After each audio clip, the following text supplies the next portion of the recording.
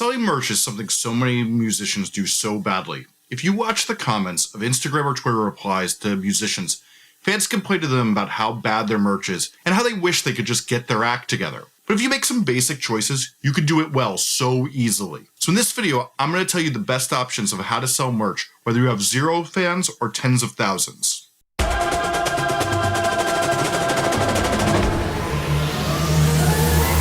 Hi, I'm Jesse Cannon, a music marketing nerd who's teaching musicians how to go from 0 to 10,000 fans on YouTube, and this is Musformation.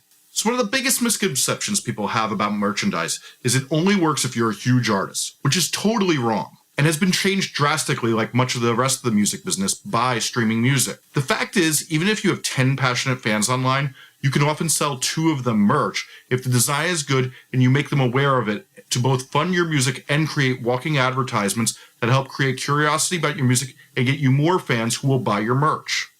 This makes merchandising your music one of the biggest wins for you. Obviously, there's a lot to discuss around merchandising your music, but today I want to talk about the strategy behind selecting which merch platform is best for your merch, and in future episodes we'll get into a whole lot more on strategy to increase merch sales and do it as well as possible. Even if you have 0 fans, if you plan on going hard on promoting your music, you should enable merch sales so that you can take advantage of people who are excited about you to both become a walking advertisement for your music as well as fund it.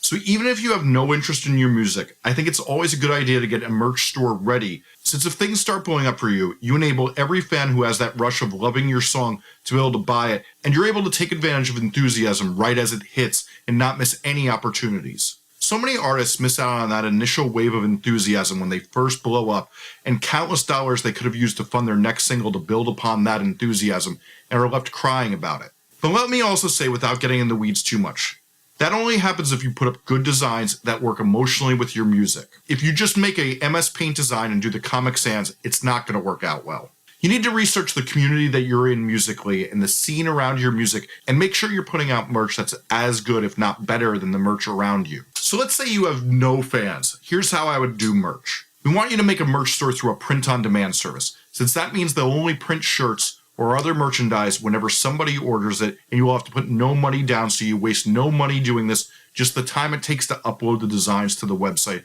which I imagine you have a decent amount of. You can take the designs you already have for your singles or your logo, as long as they're good, and turn them right into things that can be sold and make money off of. Right now, my 2 favorite stores for doing this are Printful and Manic Merch. Until recently, the problem with print-on-demand services was the prices to do it were astronomical, and fans would complain that the merch people would sell through them were more expensive than their favorite artists' merch. But now you're able to make high-quality merch at a competitive price to other artists and what they sell. As far as the 2 services I just recommended go, Printful has a lot of bells and whistles and a lot of really fashionable t-shirt designs and things that kids like, and if you're selling to highly fashionable people, they're really the way to go. Whereas Manic Merch is a more simple, bare-bones merch provider that can be set up super easy and has a bit better profit margins. The key with these stores is to price your merch so that you make a small profit off of a high-quality design. Now, what does that mean?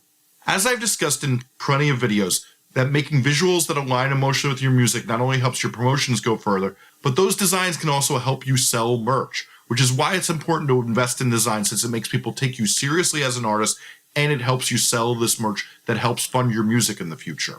Of course, the downside to this is that these stores don't really have a lot of options for customizing to look like your own store and don't feel as fancy as the nice merch stores of your favorite artists. The way around that is to get a store through Big Cartel or Shopify, which can integrate with Printful so you can still take advantage of print-on-demand services, but you end up paying Big Cartel or Shopify's fees on top of it, but the store can look much better and you can sell digital downloads as well. But the problem is you then pay fees for another store on top of Printful and lose profits, but if you're worried about how your aesthetic looks, then this can be worth the money. But if you have no fans, you can always upgrade to this as you have a demand for your merchandise and more people are going to be seeing it. The other option I recommend is, if you have some traction and have a few hundred people who are starting to buy merch from you, is to go the traditional route and fulfill merch yourself, which you pay for up front, store it somewhere, and then pack it and ship it yourself. I particularly like this option for musicians out there who are going to be touring road warriors or have some momentum and want to connect with their fans a little bit more through the merch they sell. If you're a band that's gigging regularly and already has merch, this can be a great option, and you can obviously make more money doing this as you're not paying for the print-on-demand services to ship it out and fulfill it for you, which costs so much money. But the other advantage to this is what we will talk about extensively at some point. Tony Hsieh, the founder and CEO of Zappos, talked about this concept of random acts of wow, where the company would do little things that would excite customers so much that they would then talk about Zappos on social media or tell their friends, like, I can't believe they did this for me, like ship it even sooner and make sure that the product had a little extra treat. With the group Man Overboard that I used to manage, we had a huge merch line, and we took a hint from this. We ran our own merch organization, and the band would customize writing messages to fans that often made a play on their name or wrote a personal message to them about something in their merch orders. We dropped stickers and postcards in with the orders, and the amount of shares we got about people being like, wow, I can't believe they did this, really did great advertisements to keep growing our merch brand, which really blew up over time. If you want to do this yourself, I recommend selling on Bandcamp or Limited Run. I find Limited Run to have many cool options, and with them you get a free mailing list provider that kills two birds with one stone and can cut down on the fees you're paying each month for that. Since they both allow physical items and digital downloads to be sold, they are both a great solution. Just remember, if you're planning to fill these items yourself, there's tons of headaches with it. Bad shipments, wrong sizes, and tons of other issues that you need to take care of that will get fans angry with you if you don't handle them properly. While this may seem minimal, when about 2 out of every 100 orders have an issue with it, it can really bring you down. But I will say this, I really like it for an artist that's starting to do well, as personal interactions you can have with their fans can really grow them into super fans. As I'm always talking about building relationships, the fans that buy from you open a door for you to build a relationship that can really grow if you do it right. But once your merch store is doing really well and you have hundreds or thousands of paying fans, you don't want to fulfill it yourself because it takes too long.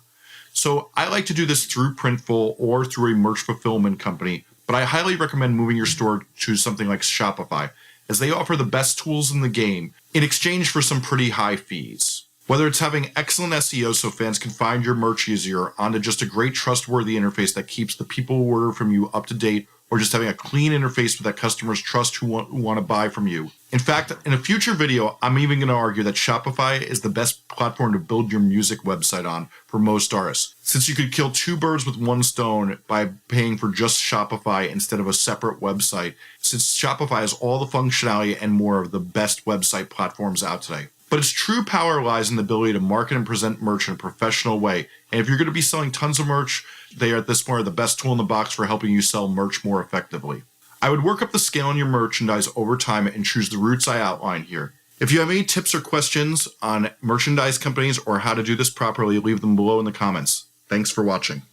Am I missing anything? Is there any other way you would have done this? I need to know your questions and what no one else is telling you, since I want to answer them, so leave them in the comments, since I answer every comment in every post. I hope you liked this video, and if you did, please like, subscribe, and get notified. And I'm going to be breaking down the concepts in this video along with how to promote your music and how to make songs you're happy with in the future. I have a Facebook group linked below that is only helpful information. No playlist or con artists, only artists having helpful discussions allowed. If you want to learn more about me, work on a record with me, or check out any of my books, podcasts, or anything else I do, go to jessecannon.com or at jessecannon on all the socials. One last thing, there's 2 playlists here. One is on how to grow your fan base from 0 to 10,000 fans, and the other is on how you make songs you're more happy with. And the other is on how you promote your music with Spotify. And the other is specially chosen to match this video. Or you can hit the subscribe button below and stay tuned as I have tons of tips for musicians.